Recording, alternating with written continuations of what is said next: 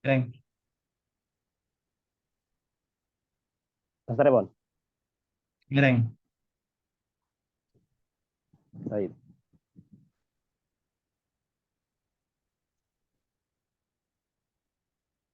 Bismillahirrahmanirrahim. Assalamualaikum warahmatullahi wabarakatuh. Waalaikumsalam Waalaikumsalam warahmatullahi warahmatullahi wabarakatuh. wabarakatuh. Yang pertama, saya sebelum mulai mau minta maaf dulu kepada kawan-kawan karena saya pakai kaos. Di sini panas, lagi musim panas. Sama, kayak kaos juga. Nggak kelihatan. Angkatan 29. Jadi insya Allah nanti kita akan mempelajari matan ya, matan sulam, lebih kepada matannya. Karena rencananya memang seperti itu. Kenapa saya pilih matan sulam? Karena saya anggap matan sulam ini, kenapa kok milih matan dan tidak syarah? Karena yang saya inginkan terlebih dahulu kawan-kawan itu memahami permasalahan mantik secara keseluruhan, kemudian secara singkat. Sebetulnya ada matan yang lebih singkat dari ini, gitu, yaitu Isawuji. Cuman permasalahannya adalah Isawuji pembahasannya sudah agak mendalam. Jadi beliau meletakkan beberapa definisi atau permasalahan yang hal tersebut eh, sudah butuh Oke, kiranya untuk biar saya diterteki, dengar. untuk didalami. Maka saya pilih sulam. Kemudian memang sulam itu cocok untuk dikaji bagi mereka-mereka yang masih dalam kondisi belum belajar mantik sama sekali. Hanya saja rumitnya sulam itu adalah berbentuk nazom, sehingga ada beberapa lafaz yang perlu diluruskan. Maksudnya diluruskan takdim dan takhirnya itu perlu dinarasikan dengan benar. Karena kita lebih Iya. mudah mempelajari kitab saat pertama kali itu lebih mudah untuk mempelajari kitab yang bentuknya itu prosa dan tidak sajak. Dan ini bentuknya syair, nazom, bukan syair ya. Bentuknya nazom dan bukan syair. Iya. Dari salah. Jadi kemudian kita memilih untuk mempelajari sulam ini untuk menggambarkan semua permasalahan dalam mantik. Yang nantinya permasalahan mantik itu sangat sedikit sebetulnya, permasalahan mantik itu. Dan mudah kalian pahami gitu. Tidak sebagaimana fikih, tidak seperti bagaimana nahwu, tidak sebagaimana tauhid, tidak sebagaimana ilmu-ilmu yang lain, sorof, balaghah, akidah, ya, tauhid tadi itu, falsafah dan seterusnya. Gitu. Hanya saja yang rumit di mantik itu bukan banyaknya permasalahan, tetapi adalah pendalaman. Jadi itulah alasan kenapa kita memilih untuk mempelajari matan sulam saja dan tidak pergi kepada syarahnya. Tapi tidak menutup kemungkinan kawan-kawan nantinya silahkan untuk membaca syarahnya, ya syarah yang kalian pegang itu, yang kalian pernah pelajari, Idohul Mubham. Karena menurut para ulama, Idohul Mubham itu adalah syarah paling mudah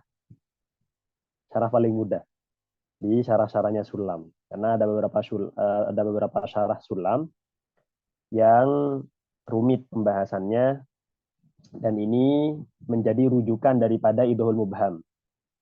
Ya, itu ya. Jadi rujukan syarah Idohul Mubham itu salah satunya adalah syarahnya Syekh Sa'id Qaddurah. Jadi kalau kalian punya syarah Idohul Mubham, itu sebetulnya Idohul Mubham juga merujuk kepada syarah. Namanya syarah Syekh Sa'id Qaddurah. Itu. Nanti kemudian ada juga syarah yang lain, syarahnya Syekh As-Sajalmasi. Kemudian ada takriratnya juga, takriratnya Imam Al-Imbabi. Kemudian ada juga Hasyiah Hasyiahnya Imam Baijuri. Itu sudah berapa itu? Sudah 3 ya. Syarahnya Said Qaddurah, kemudian syarahnya Imam syarahnya Sajal Masih, sama takriratnya Imbabi. Kemudian setelah itu syarahnya hasyiahnya Syekh Ibrahim Al-Baijuri. Kemudian ada syarah juga yang bagus namanya Syarah Manlawi. Syarahnya Imam Manlawi. Dan sebetulnya masih banyak syarah-syarah yang lain, cuman ini yang mutadawalah bainana. Yang masyhur di antara karangan para pelajar adalah syarah yang saya sebutkan tadi. Kemudian di antara syarah-syarah yang saya sebutkan, Idhul Mubham atau Imam Damanhuri itu merujuknya salah satunya ke syarahnya Syekh Said Qaddur. Nah. Kemudian Matan Sulam ini begini, beberapa nazom gitu, itu sebetulnya kan diambil dari kitab yang berbentuk prosa, yang berbentuk nasar. Itu. Contohnya, saya beri contoh. Kalian yang belajar nahwu, belajar jurumiyah, itu kan itu prosanya. Nazomnya dinazom oleh Imam Al-Imriti. Gitu. Menjadi nazom Imriti itu awalnya dari jurumiyah, kemudian ditambahkan beberapa permasalahan saja. Nah, itu biasanya.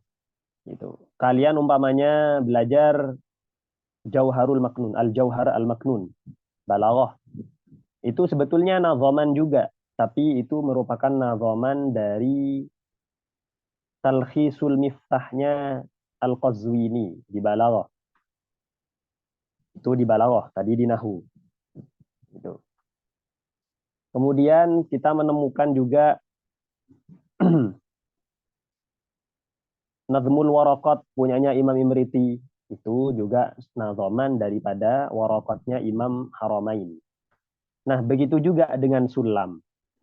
Jadi Sulam Munawwarah ini juga merupakan nazam yang diikhtisar atau yang diringkas daripada sebuah kitab yang berbentuk prosa, berbentuk nasar.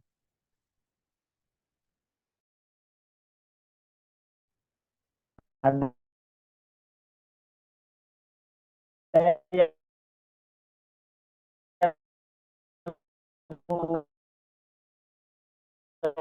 mengatakan,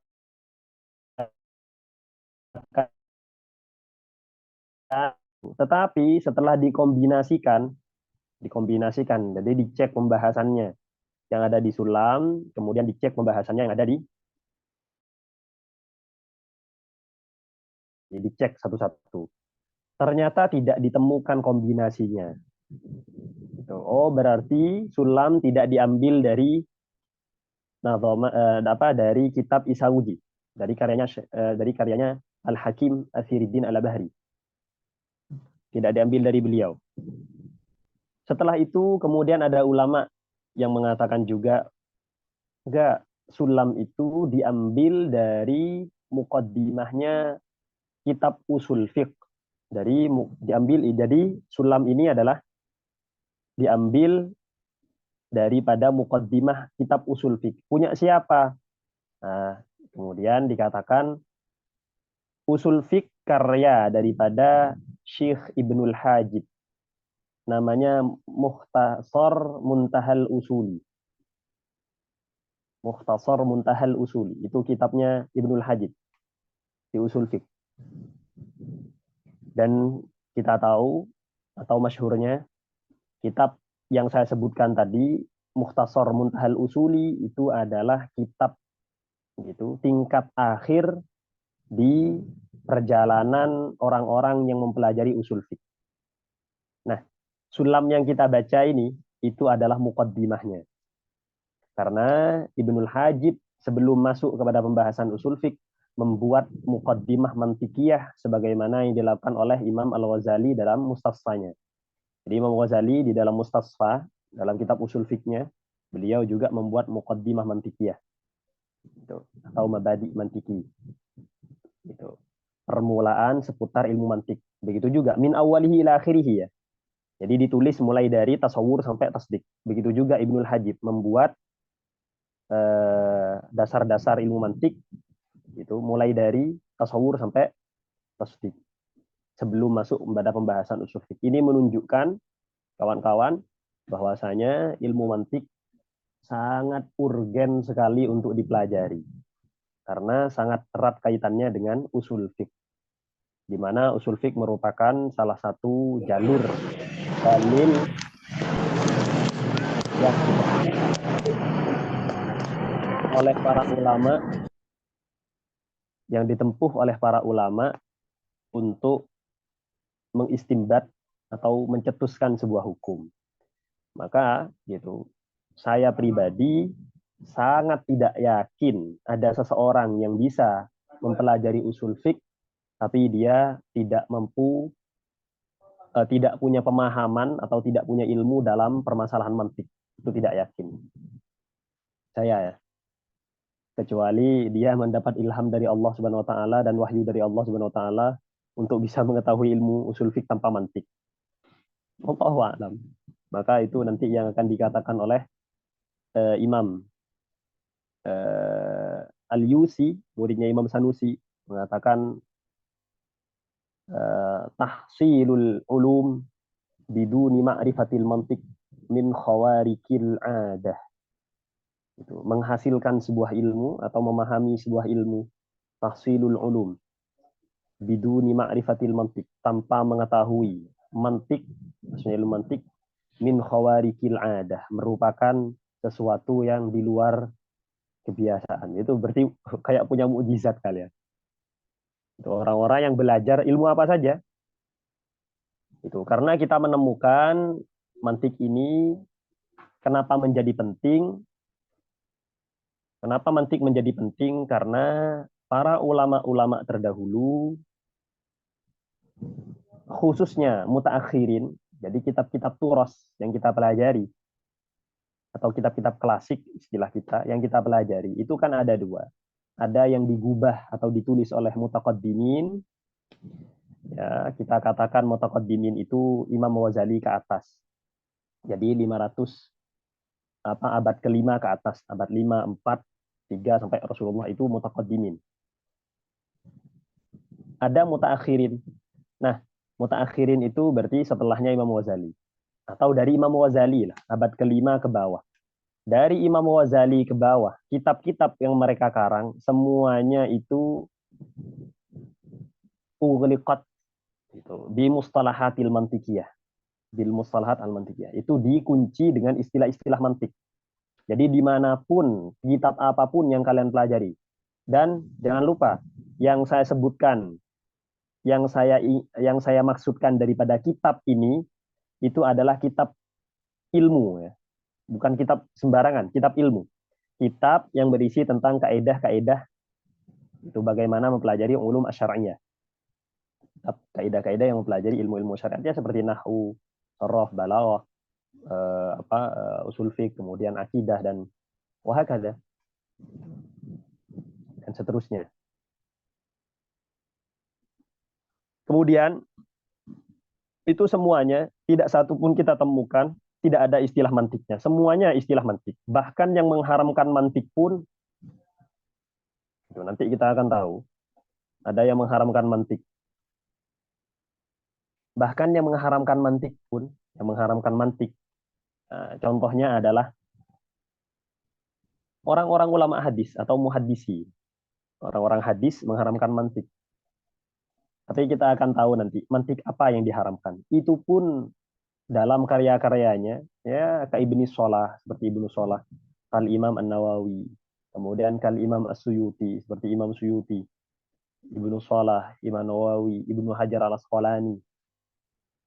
Semuanya itu saat menulis karyanya dalam kitab hadis, terutama di mustalahul hadis, itu mereka meletakkan istilah-istilah mantik. Ya, seperti jinsun, faslun, nau'un, kemudian ta'rif, had, tam, nakis, dan rosem, dan seterusnya. Itu ada dalam kitab mereka. Nah, itu yang mengatakan kalau mantik itu haram. Mereka pun masih menggunakan.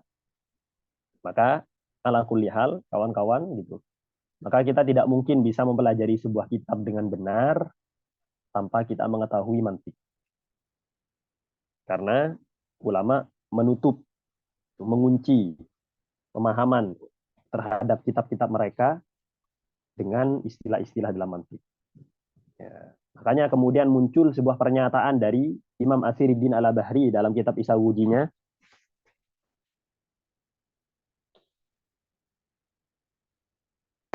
mengatakan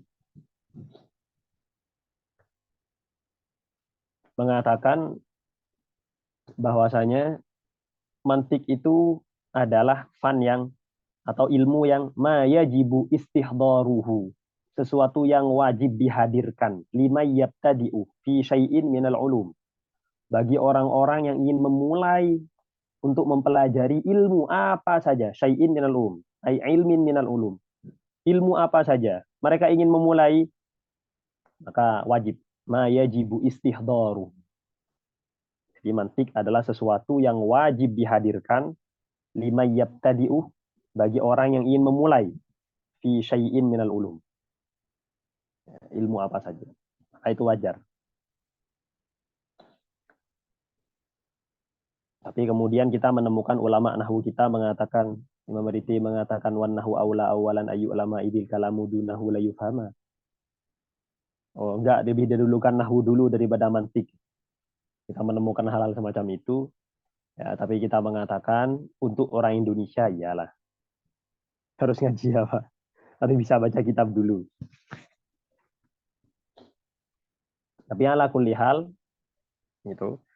Nanti ada beberapa setelah kita maunya menyelesaikan tasawurat itu kita akan mempraktekkan tasawur itu di dalam kitab-kitab yang pernah kawan-kawan pelajari. Itu. Kita akan mengambil sampel nanti itu ya. Apa kawan-kawan yang pernah kalian pelajari kitab-kitab itu?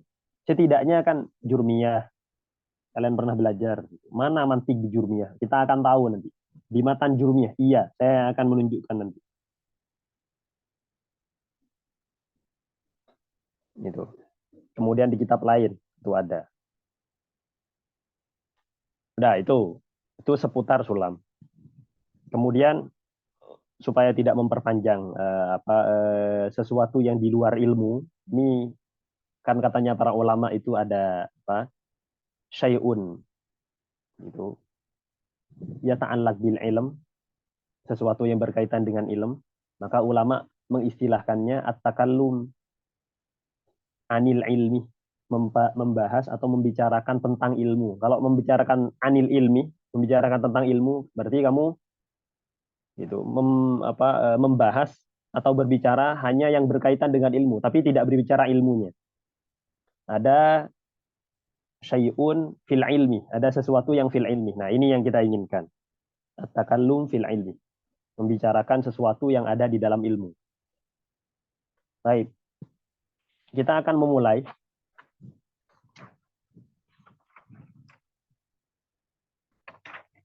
Qala al-musannifu rahimahullahu ta'ala wa nafa'ana bi ulumihi wa ulumi masyayikhina fid darain amin. Bismillahirrahmanirrahim. Alhamdulillahilladzi qad akhraja nataijal fikri li arbabil hija wa hatta anhum min sama'il aqli kulla hijabin min sahabil jahli hatta badat lahum syumusul ma'rifah ra'au mukhaddaratiha munkashifah nahmaduhu jalla 'alal in'ami bi ni'matil imani wal islami man khassana bi khairi man qad ursila wa khairi man hazal maqamatil ula Muhammadin sayyidi kulli muktafa al-arabi al-hashimi al-mustafa salla alaihi Allahu ma dama al-hija yakhudu min bahril ma'ani lujaja wa alihi wa sahbihi dhawil huda man syubbihu bi anjumin fil ihtida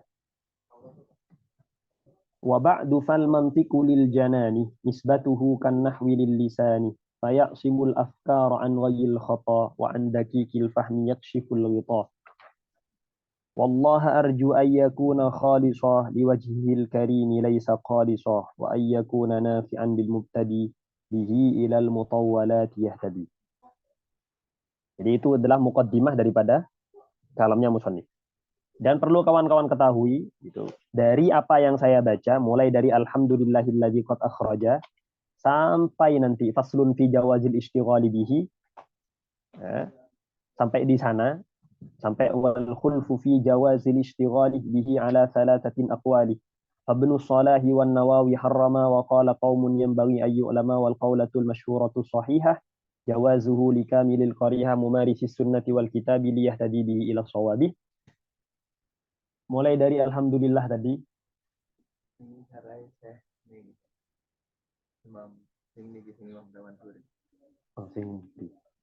Oh ya ya. Jadi mulai dari awal yang saya baca tadi, alhamdulillahilladzi qad akhraja sampai faslun fi jawazil istighali, kita akan bagi menjadi dua. Yang pertama ada muqaddimah kitab. Sampai mana muqaddimah kitab? Sampai sebelum wa ba'du fal mantiku. Itu sampai wa alihi wa sahbihi dawil huda man syubihu bi anjumin fil ihtida. Itu dikenal dengan muqaddimatul kitab. Apa muqaddimatul kitab? Muqaddimatul kitab itu adalah prolog yang memperkenalkan tentang ini kitab bagaimana, kitab tentang apa, kemudian dikarang karena apa, pengarangnya siapa, kira-kira seperti itu. Jadi hal-hal yang berkaitan dengan kitab. Hal-hal yang berkaitan dengan kitab. Nama kitabnya apa? Nah, seputar. Jadi al-ma'rifatu bil kitab, mengetahui seputar kitab.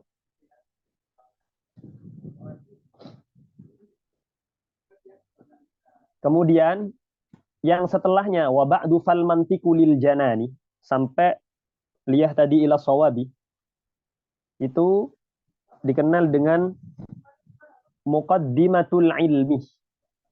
Muqaddimah ilmunya, prolog seputar ilmu. Atau di dalam istilah para ulama yang masyhur dikenal dengan mabadi'ul ulum al-ashrah. Mabadi'ul ulum, pokok-pokok ilmu atau dasar-dasar ilmu, mabadi' al-ulum. Bab. Ngambilkan ini juga apa? Tesan. Ya. Nang apa? Nang kamar ejen. Kamar ejen. Mari itu. Sana bab. Ini apa bab? Ya. Tinggal 2%.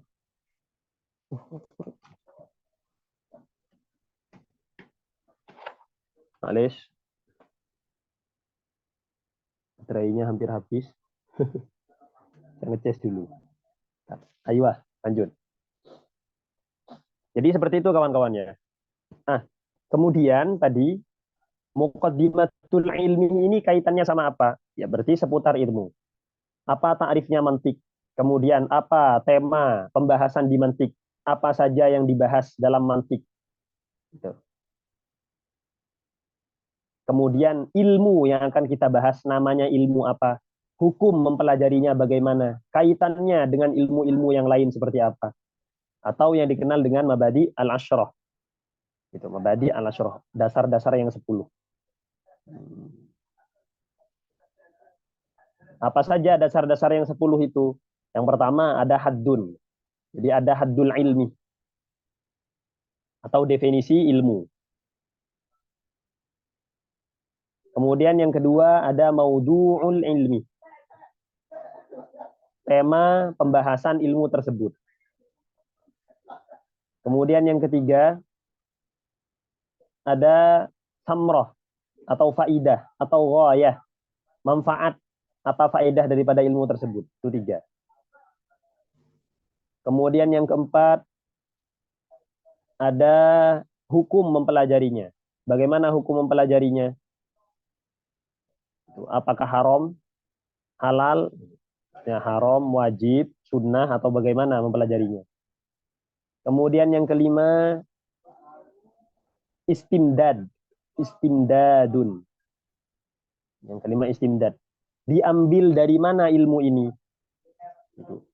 Apa referensinya? Sumbernya apa ilmu ini? Ya. Kemudian yang setelah itu ada fadilah. Keutamaan ilmu ini apa? Keutamaannya daripada ilmu-ilmu yang lain. Itu fadilah. Kemudian yang ketujuh ada nisbah. Nisbah. Hubungan ilmu ini dengan ilmu-ilmu yang lain. Itu yang ketujuh. Nisbah. Apa hubungan antara ilmu ini dengan yang lain? Kemudian yang kedelapan ada masail. Apa saja permasalahan-permasalahan yang dibahas dalam ilmu ini?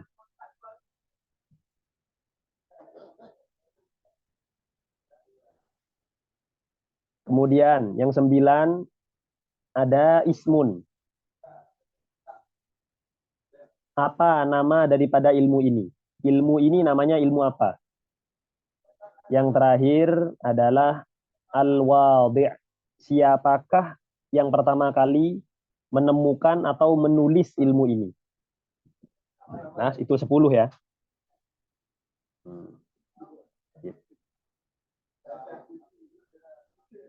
Sekarang yang pertama adalah hal-hal yang terkait dengan muqaddimatul kitab. Muqaddimah atau prolog daripada kitab ini. Mana? Ya tentu, musannif memulainya dengan alhamdulillah. Prolognya berarti apa saja? Hamdalah, sholawat kepada Rasulullah, gitu. Kemudian setelah itu, nama daripada kitab ini apa? Kira-kira itu saja yang disebutkan oleh musannif di sini.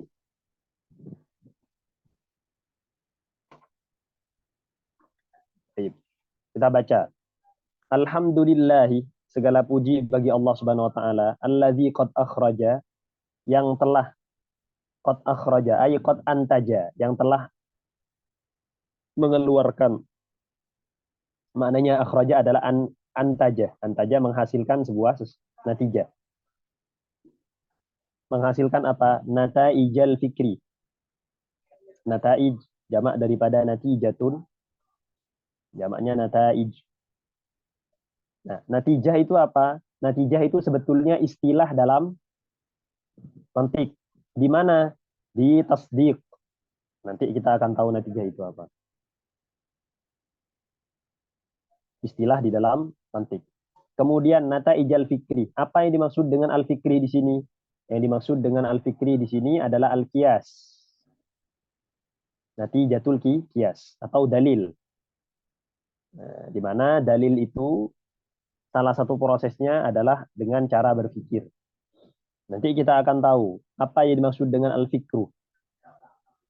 Sebagaimana yang kawan-kawan ketahui, al-fikru itu adalah mengumpulkan dua sesuatu, atau bahasa Arabnya adalah tartibu umurin ma'lumatin litawassuli bihi ila amrin majhulin. Itu takrif masyhurnya ya. Tapi di Damanhuri, Syekh Damanhuri tidak mengatakan seperti itu.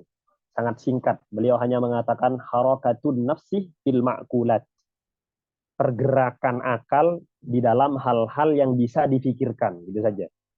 Tapi sebetulnya bukan itu. Takrifnya yang masyhur adalah tartibu umurin ma'lumatin litawassuli bihi ila amrin majhulin. Tertib, ialah mentertibkan. Bagaimana caranya mentertibkan? Caranya mentertibkan adalah meletakkan yang pertama di pertama, meletakkan yang kedua di nomor dua. Tidak boleh dibalik. Itu namanya tertib. Berarti kalau dia satu, ya berarti di pertama. Setelah itu dua, berarti dia di kedua. Gitu. Ila akhiri. Itu namanya tertib. Tidak hanya mengumpulkan. Kalau hanya mengumpulkan, itu berarti tertib. Saya berikan contoh mudah. Umpamanya kita sedang mengumpulkan kitab yang berjilid di rak buku. Tuh. Kalau jilidnya itu apa? Tidak rapih. Jilid 1, kemudian jilid 5, setelah itu jilid 10, setelah itu jilid 2. Itu tidak tertib namanya. Gitu. Yang tertib itu 1, 2, 3, 4, 5. Itu namanya tertib. Nah, itu yang diinginkan daripada tertib. Gitu. Jadi jam'u syai'i murattaban. Mengumpulkan dua sesuatu secara murattab. Apa murattab itu? Wada'ul awal fil awal wa wada'us tsani fis tsani. Meletakkan yang pertama di yang pertama, meletakkan sesuatu yang kedua di nomor yang kedua. Kemudian setelah itu apa yang kita tertib? Yang kita tertib objeknya apa? Umur maklumah, perkara-perkara yang sudah kita ketahui. Oh, berarti umur majhulah, sesuatu yang tidak kita ketahui, tidak bisa kita tertib. Kenapa? Loh, kita tidak tahu gimana cara mentertibkannya. Jadi seperti itu. Maka tertib umur maklumah adalah perkara-perkara yang kita ketahui. Minimal berapa hal yang kita tertib? 2 minimal. Karena di mantik kita tahu gitu. Jamak itu di mantik 2 ke atas, bukan 3 ke atas. Yang 3 ke atas di nahu. Di mantik 2 ke atas itu jamak. Karena yang dimaksud dengan jamak dalam mantik itu adalah al-muta'addid, sesuatu yang berjumlah. Itu yang dimaksud dengan jamak. Jadi sesuatu yang punya adat itu dimantik, yang berjumlah. Berarti 2 ke atas. Berarti tartibu umurin maklumatin. Apa fungsi daripada kita mengumpulkan sesuatu yang kita ketahui ini? Litawassuli, untuk sampai bihi, dengannya, dengan apa? Dengan tartib umur maklumah tadi, ila amrin majhulin, kepada sesuatu yang tidak kita ketahui. Oh, berarti fungsinya kita mentertib maklumat tadi untuk sampai kepada hal yang kita tidak ketahui. Mudahnya adalah kita beri contoh. Seumpama kita belum tahu tentang esensi daripada insan, esensi daripada manusia. Kemudian kita bertanya, mal insan, apa itu manusia? Pertanyaannya sekarang. Berarti al-insan, kata insan, gitu. Definisinya insan dalam diri kita itu adalah amrun majhul. Ya, perkara yang tidak diketahui. Dari mana kita menentukan kalau itu perkara yang tidak diketahui? Mudah saja. Dari kamu bertanya. Maka pertanyaan itu adalah bukti bahwasanya sesuatu yang kamu tanyakan itu tidak kamu ketahui. Gitu. Makanya al-istifham dalilun, gitu. Dalilun ala majhuli syai'.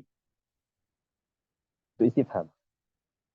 Istifham itu merupakan dalilun ala majhuli syai'.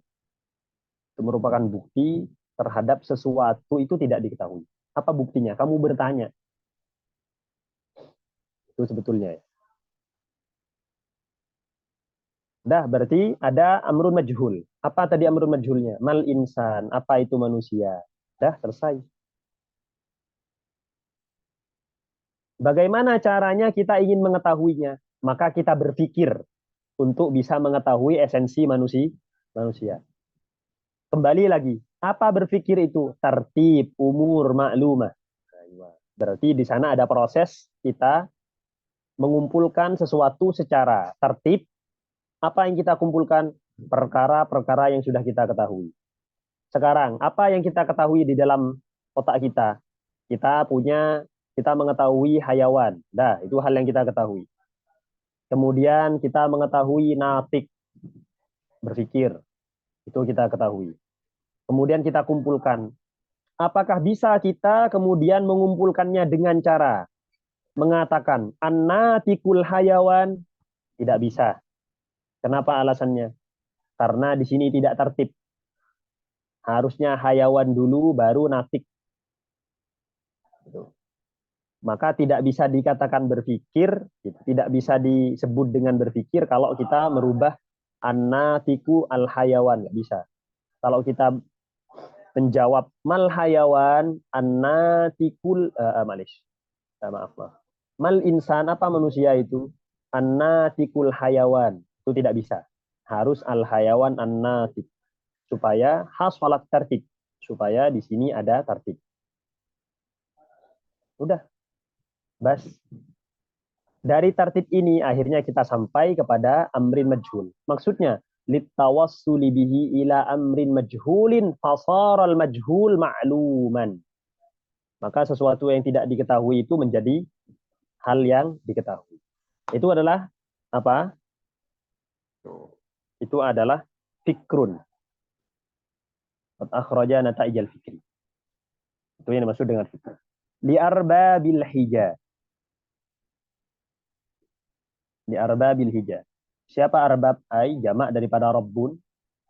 Itu ashab. Ashabil hija. Hija maknanya adalah al-aql. Akal. Jadi orang-orang yang berakal. Kemudian beliau mengatakan, wa hatta anhum min sama'il aqli. Wa hatta, dan Allah Subhanahu wa taala hatta, setelah Allah apa? Memunculkan natijah dalam berpikir mereka, maka Allah wa hatta anhum min sama'il aqli kullah hijabin. Kemudian Allah membuka atau menurunkan tirai. Wa hatta kullah hijabin. Wa hatta kullah hijabin, setiap tirai atau setiap hijab, menurunkan setiap hijab, min sahabil jahli, daripada awan kebodohan. Yang sudah pernah belajar balaghah, di sini ada tasbih ya. Minal jahli alladzi kasahab, dari kebodohan yang seperti awan. Mana wajh syabahnya? Apa yang menyamakan antara sahab dan jahlun? Sama-sama menutupi itu kecerahan sesuatu. Kalau kebodohan menutupi kecerahan akal, kalau awan menutupi kecerahan langit. Jadi Allah menyingkap tirai-tirai tadi yang terbuat dari sahabil jahli, awan kebodohan. Dari mana itu? Ini disingkap dari mana? Diturunkan dari mana? Min sama'il aqli. Daripada al-aql alladzi kas-sama. Daripada akal yang seperti langit. Oh, gitu. Apa wajh syabahnya? Apa sifat yang menyamakan antara sama dan akal? Adalah sama-sama bercahaya atau sama-sama terang. Bisa jadi itu.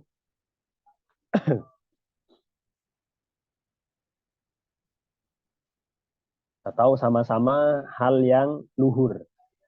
Ala kulli hal wajh syabahnya kemungkinan bisa dicari apa saja. Sama-sama bercahaya. Anhum, dari mereka, maksudnya dari siapa? Dari arbabil hijah. Jadi hum kembali kepada arbabil hijah. Jadi bacaannya seperti ini. Alhamdulillahilladzi qad akhraja. Kalau kita nasarkan, kalau kita perosakan, alhamdulillahilladzi qad akhraja nata'ijal fikri li arbabil hijah wa hatta kulla hijabin min sahabil jahli anhum min sama'il aqli. Seperti itu. Kemudian hatta badat, sampai kemudian muncul. Aywa, hatta badat ini merupakan efek atau hasil setelah Allah Subhanahu wa taala menurunkan tirai tadi. Apa yang dihasilkan? Nah, kalau sudah tidak ada kebodohan tersebut, maka badat ay zaharat lahum, bagi mereka bababul hijah, syumusul ma'rifah. Berarti al-ma'rifatu allati kasyumus, pengetahuan yang seperti matahari. Mana wajh syabahnya? Wajh syabahnya adalah sama-sama memberikan sinar. Ya, lahu nur. Kemudian kalau sudah muncul pengetahuan itu, ra'au mukhaddaratiha munkashifah, maka tirai-tirainya ra'au, mereka ashabul ukul tadi atau arbabil hijah tadi, Ra'au, mereka melihat mukhaddaratiha, tirai-tirainya mungkashifah. Mukhaddaratiha mungkashifatan. Jadi itu terbuka, tersingkap. Sudah. Kemudian setelah itu beliau kembali bertahmid. Jangan lupa kawan-kawan, itu sebagaimana yang kalian ketahui di Idahul Mubham, nanti dicek kalau hamdalah yang pertama itu untuk menghasilkan pahala sunnah. Kemudian kalau yang kedua untuk menghasilkan pahala wajib. Nahmaduhu jalla 'alal in'ami bi ni'matil imani wal islami. Ya, kemudian beliau bertahmid lagi. Kami bersyukur, nahmaduhu ay nahmadullah, tak domir kembali kepada Allah. Jalla 'alal in'ami, nahmaduhu jalla 'alal in'ami. Jalla itu sifat daripada hak domir itu. Kemudian 'alal in'ami, apa yang disyukuri ya terhadap nikmat-nikmat. Yang dimaksud dengan in'am ini, kenapa mengatakan in'am? Padahal in'am itu kan masdar. Masdar itu adalah pekerjaan.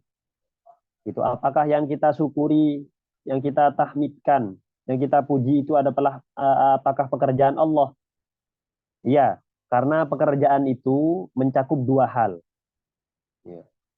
Hadas atau kejadian itu mencakup dua hal. Mencakup fa'il yang mengerjakan, kemudian mencakup maf'ul, sesuatu yang dijadikan objek pekerja. Maka saat kita mengatakan nahmaduhu, saat musannif mengatakan nahmaduhu jalla 'alal in'ami, maka itu sudah termasuk bertahmid kepada pekerjaannya Allah, kepada Allahnya, dan kepada nikmat yang Allah berikan. Jadi mencakup tiga hal. Berbeda kalau kita mengatakan nahmaduhu 'alal ni'mati, maka itu cuman kepada nikmat saja, tapi tidak mencakup Allah dan pekerjaannya. Jadi kalau in'am maka mencakup al-mun'im yang memberikan nikmat, kemudian an-ni'matah, nikmatnya. Karena in'am itu adalah hadas, hadas tidak bisa lepas dari fa'il atau pekerjaan, tidak bisa lepas dari yang mengerjakan, dan tidak bisa lepas juga dari sesuatu objek yang tengah dikerjakan. Binikmatil imani wal islami. Apa itu? Yaitu nikmat iman dan Islam. Kemudian beliau mengatakan, Muhammadin sayyidu man khassana bi khairi man qad ursila wa khairi man hazal maqamatil ula. Mannya yang pertama itu Allah Subhanahu wa taala. Man khassana, yaitu Allah Subhanahu wa taala, khassana memberikan khususiyah kepada kita, keistimewaan kepada kita. Apa khususiyah yang Allah berikan? Bi khairi man qad ursila, dengan paling baiknya seseorang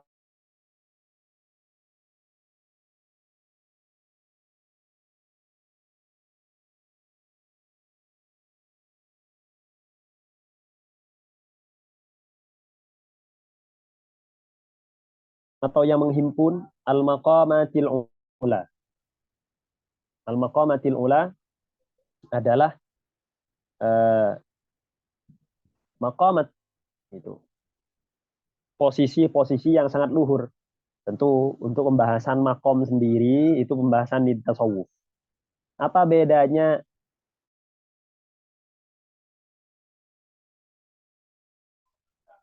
kawan-kawan perlu diketahui gitu. Kalau kalian menemukan kata ahwal di dalam tasawuf, ini istilah tasawuf. Menemukan kata ahwal dalam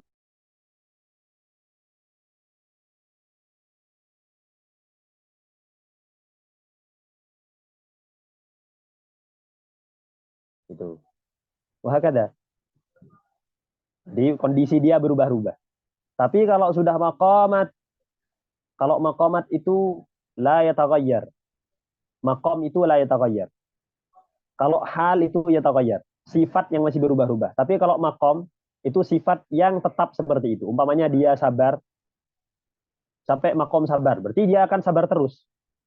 Gitu. Tidak kemudian berubah menjadi tidak sabar, enggak. Itu maqam. Nah, Rasulullah itu mencapai segala makom yang dimiliki oleh para wali. Dan bahkan para anbiya juga. Maqamatil ula. Mana makom itu merupakan makom makom-makom yang mulia. Siapakah itu?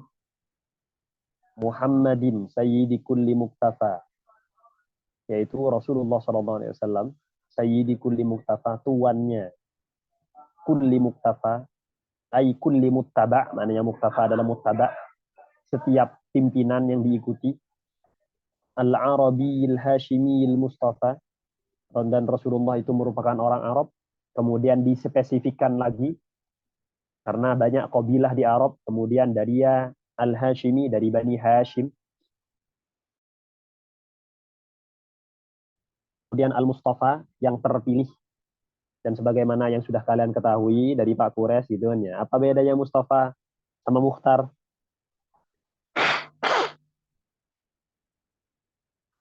Kalau Mustafa itu gitu, yang paling baik dari yang terbaik. Itu Mustafa. Jadi ada kumpulan kebaikan dicari mana yang paling baik, itu namanya Mustafa. Sedangkan Mukhtar lebih umum daripada itu. Bisa jadi kumpulan baik diambil yang terbaik. Bisa jadi kumpulan antara yang baik dan yang buruk diambil yang baik. Itu Mukhtar, lebih umum daripada itu. Ada juga Mukhlas. Mukhlas.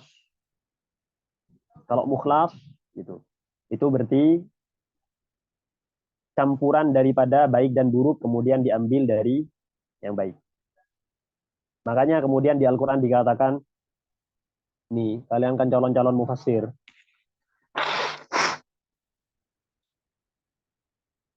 Dikatakan min baini farasin wa damin labanan khalisan sa'iran lisyaribin, gitu ya. Min baini farasin wa damin labanan khalisan sa'iran lisyaribin.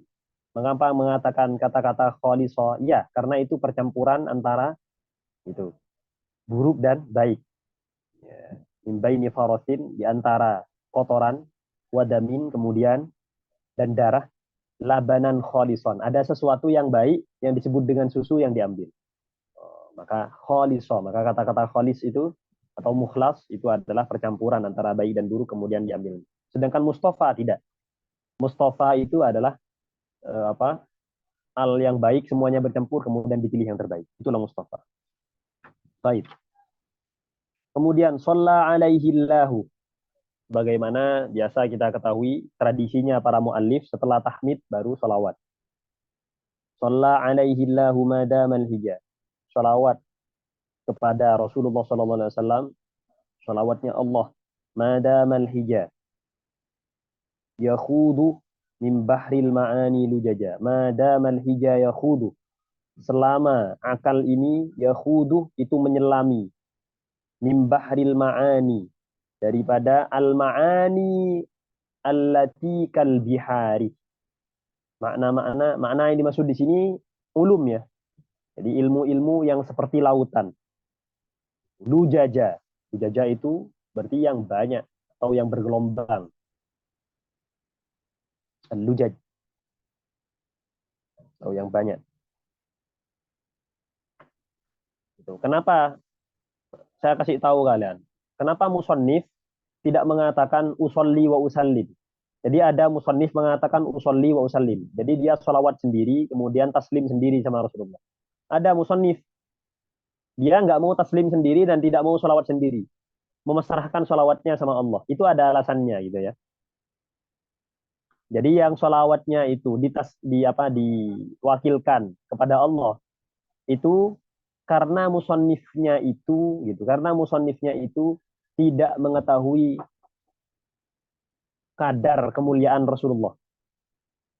Jadi sehingga dia merasa tidak pantas untuk bersolawat. Maka kemudian mengatakan sallallahu alaihi. Sebabnya apa? Ya. Fa inna fadla Rasulillahi laisa lahu haddun fayu'riba anhu natikun bifami. Kan itu di Burdah ya. Yang baca Burdah, kecuali kalian yang Wahabi saya nggak tahu.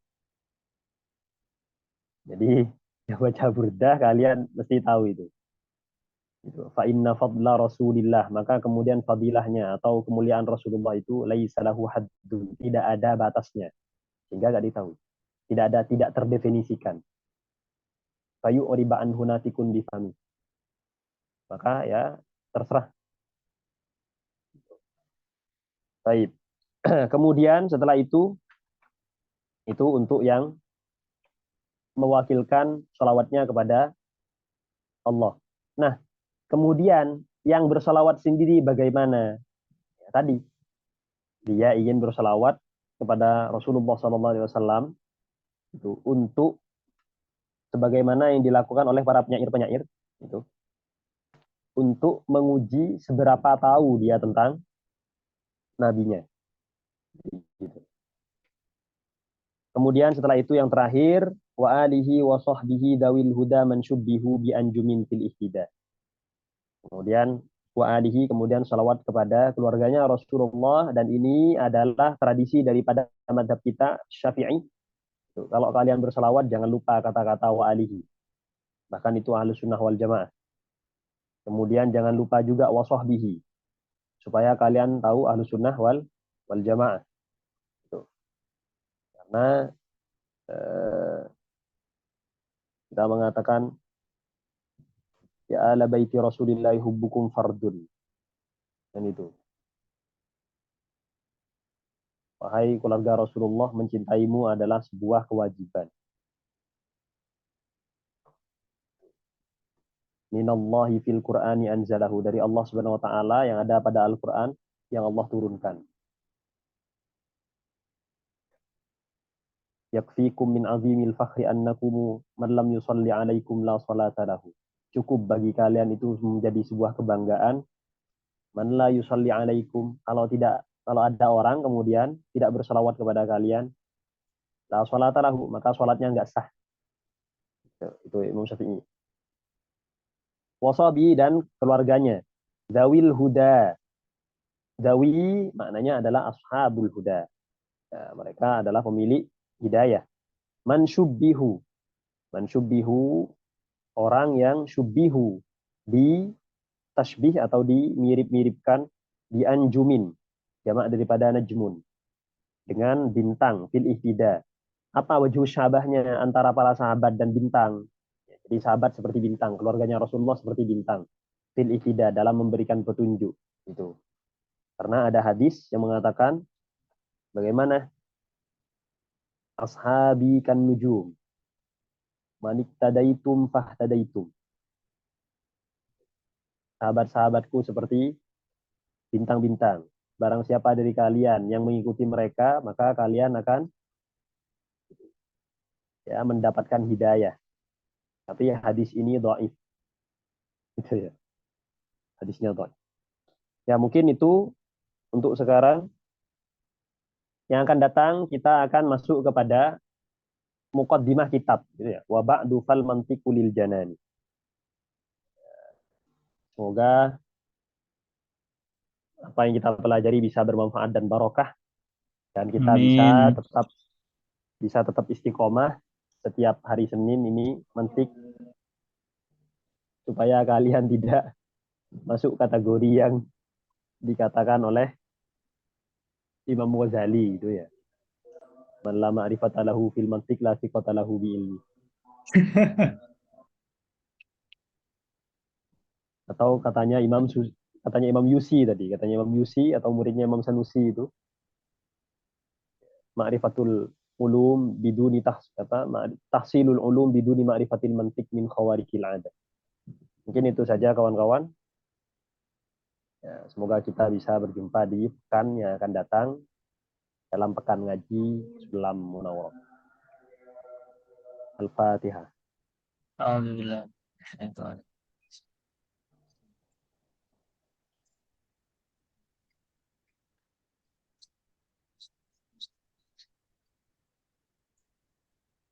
Dan juga Mas Jawhari ingin Oke. memberitakan, kalau nanti kalian baca apa di sana dan belum ada yang tidak dipahami, silahkan ditanyakan kepada saya.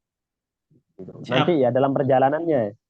perjalanannya Kalau mukaddimah nggak perlu kalian tanya-tanya. Apa yang mau ditanyakan belum masuk ilmunya, gitu. Siap, Kecuali nanti di mukaddimah mantik ya dan seterusnya. Kalau ada pertanyaan silahkan chat saja. Mungkin itu siap, saja. siap. Assalamualaikum Terima warahmatullahi kasih. wabarakatuh. Ya, sama-sama. Waalaikumsalam warahmatullahi wabarakatuh.